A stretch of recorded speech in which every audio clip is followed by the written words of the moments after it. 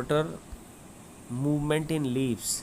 तो evaporation of water vapor from the leaf surface set up a pressure gradient between the atmospheric air and air in the intercellular spaces and stomatal chamber of the leaf. The gradient transmitted to the photosynthetic or mesophyll cells and then on the water filled xylem in the leaf. Okay तो यहाँ हम देख रहे हैं, ये diagram बना लेंगे। ये ऊपर पेलिसेड सेल्स हैं और नीचे स्पॉन्जी सेल्स हैं।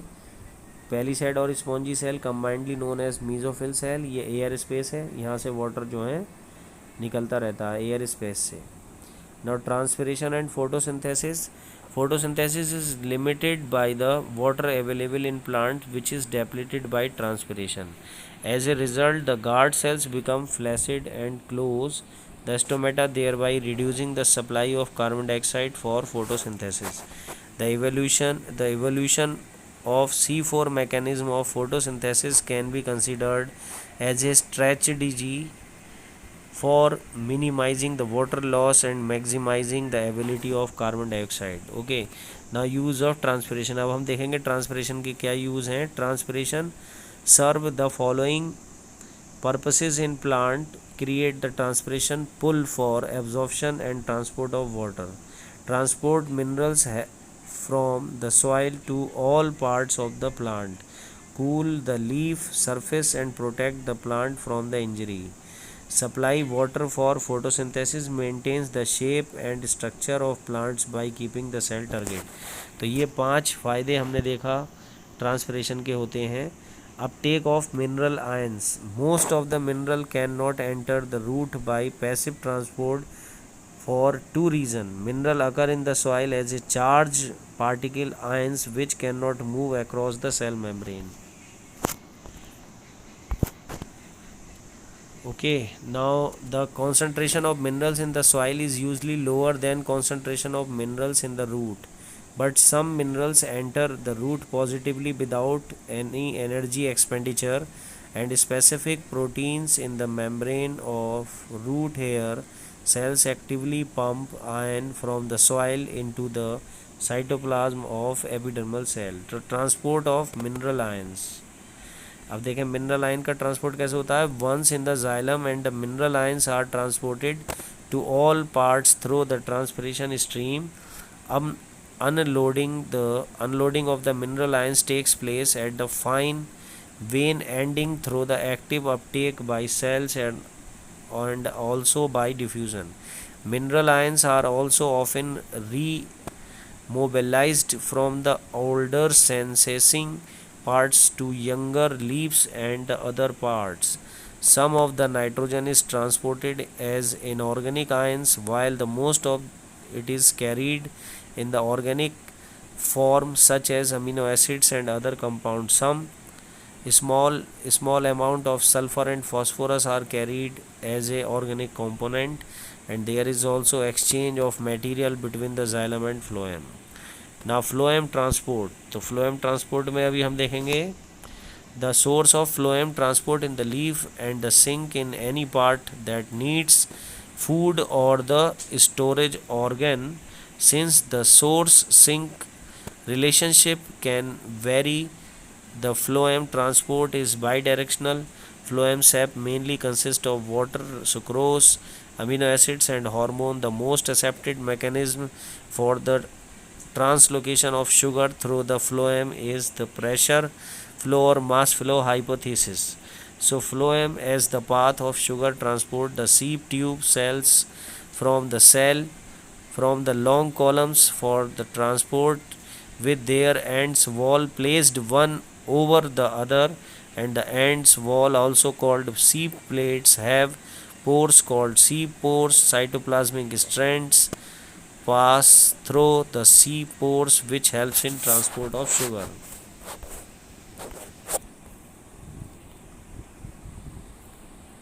अभी हम देखेंगे यहाँ पर मास फ्लो हाइपोथेसिस में ये डायग्राम देख लेंगे। ये बहुत इंपॉर्टेंट डायग्राम है। Translocation through phloem. देखें ट्रांसलोकेशन थ्रो फ्लोएम तो हम पहले देखेंगे sugar leaf sieve tubes water follows by osmosis. ठीक, टिप ऑफ द स्टेम, ये टिप ऑफ द स्टेम दिखाई दे रहा है। And sugar solution follow the region of lower turgor pressure.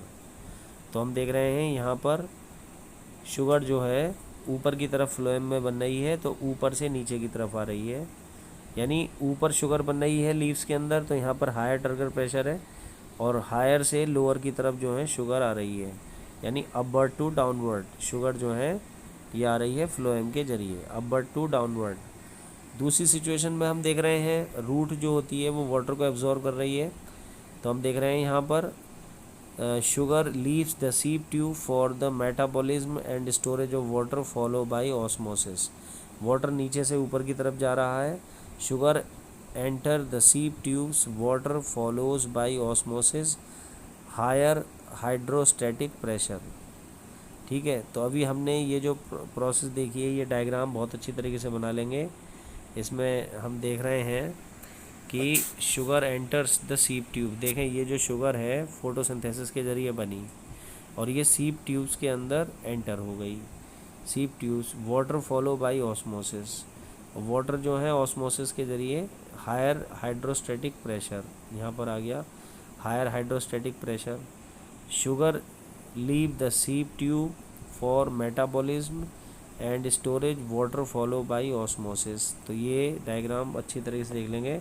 Mass flow hypothesis जो कि मंच ने दी थी, तो ट्रांसलोकेशन थ्रू फ्लोएम, ये डायग्राम देख लें।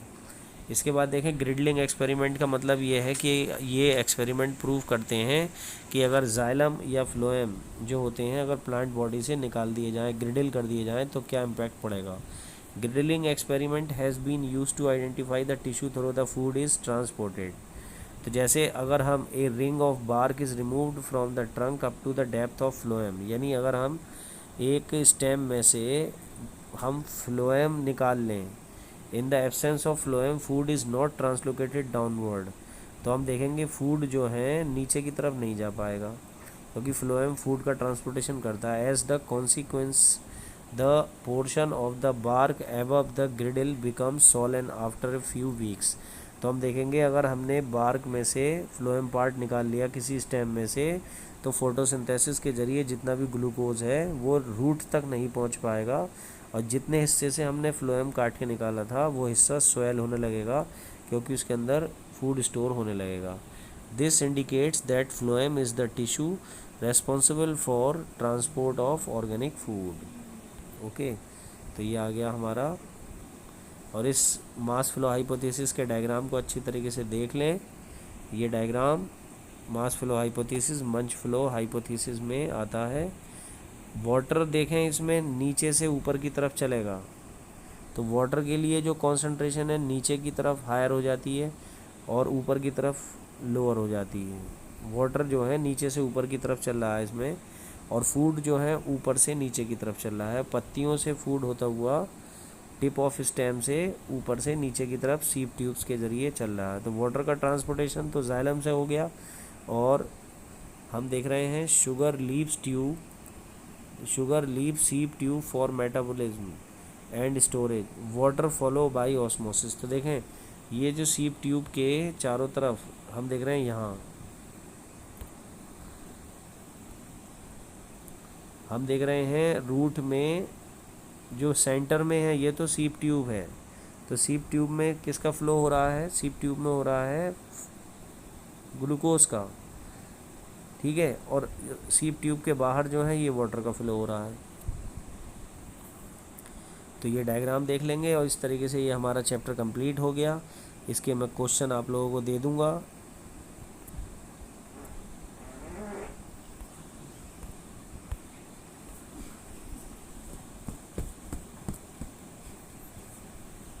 ठीक है, इसके नोट्स तैयार कर लेंगे, जितना मैंने आप लोगों को समझाया है इसके नोट्स तैयार कर लेंगे। ओके।